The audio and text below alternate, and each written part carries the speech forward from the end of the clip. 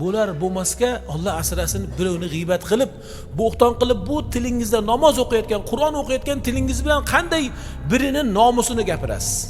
Qanday birini g'iybat qilasiz? Ayniqsa mana so'kinishlar, yoshlar ehtiyot bo'ling. Payg'ambar alayhissalatu vasallam aytdilarki, "Sibabul muslimi fusuqun" dedilar.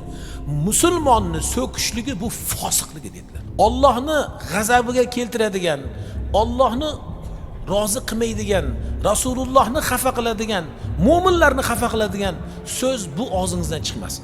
Qanaqadir bir haligi musulmonni og'zidan chiqmaydigan gaplarni gapirganlarda o'sha vaqtda qaytaramiz. O'y, birodar, bu tilingiz bilan siz Qur'on o'qiysiz, ehtiyot bo'ling.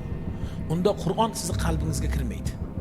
Ehtiyot bo'ling. Qur'on o'qiydiganlar, siz so'kinsangiz, har xil birlarni fitna fasod qilib orqalaridan g'iybat qilsangiz, shu tilingiz bilan bo'xton, shunaqa iftirolarni qilsangiz, u tilingizda faqat Qur'on o'qiladi, dilingizga tushmaydi. Va Qur'on ham tilingizda aksi, sizni zararingizga shafoatchi bo'ladi.